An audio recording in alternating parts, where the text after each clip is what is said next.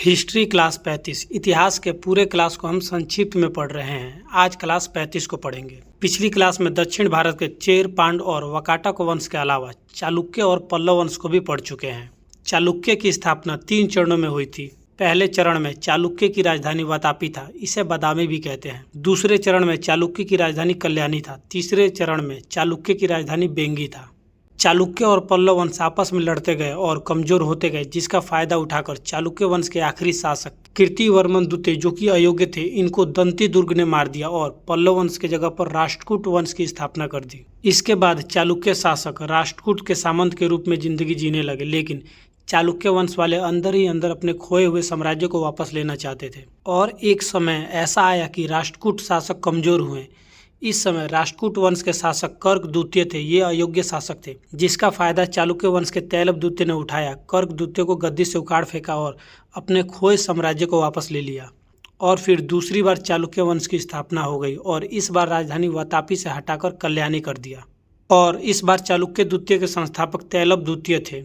इस वंश के सबसे प्रतापी शासक सोमेश्वर हुए। यह भी योग्य और बहादुर थे। और नीचे पल्लव वंश के कमजोर होने का इंतजार इनके सामंत चोल वंश वाले कर रहे थे, ताकि ये भी अपना खोया हुआ साम्राज्य वापस ले सके और सामंत से दोबारा राजा बन जाए। और आखिर में हुआ भी ऐसा ही, क्योंकि पल्लव वंश में नरसिंह वर्मन के बाद कोई योग्य शासक नहीं आया, जिस वजह से चोल वंश ने भी इसका फायदा उठाया और वापस सामंत से राजा बन गए। एक बार पल्लव वंश को ठीक से देखते हैं।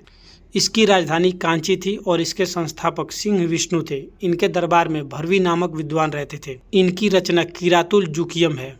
इस वंश के शासक थे महेंद्र वर्मन, जिसे पुलकेशिन द्वितीय ने पराजित कर दिया और काचीकोंड की उपाधि धारण की थी। इस वंश के सबसे प्रतापी शासक नरसिंह वर्मन ने पुलकेशिन द्वितीय को मार दिया और वातापी कोंड की उपाधि धारण की। नरसिंह वर्मन के दरबार में दंडी नामक विद्वान रहते थे। इनकी रचना का नाम 10 कुमार चरितम है। इस वंश में अगले शासक आए अपराजित। इन्हें आदित्य प्रथम ने पराजित कर दिया, जो चोल वंश के थे। ये लोग तीसरी सदी से इस समय का इंतजार कर रहे थे कि कब पल्लव वंश कमजोर हो और यह वापस अपना साम्राज्य ले। और 8वीं सदी में द्वितीय चोल वंश की स्थापना हो गई।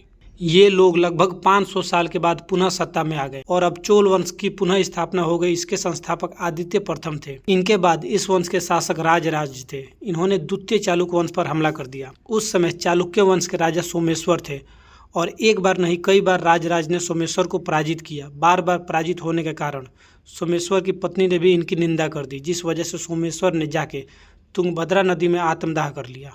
सोमेश्वर के बाद चालुक्य वंश के अगले शासक विक्रमादित्य 6 आए। यह बहुत योग्य शासक थे। इन्हीं ने चोल वंश के बढ़ रहे प्रभाव को रोक दिया था। इनके दरबार में विल्हन नामक विद्वान रहते थे। इन्होंने विक्रमादेव चरित नामक पुस्तक लिखा।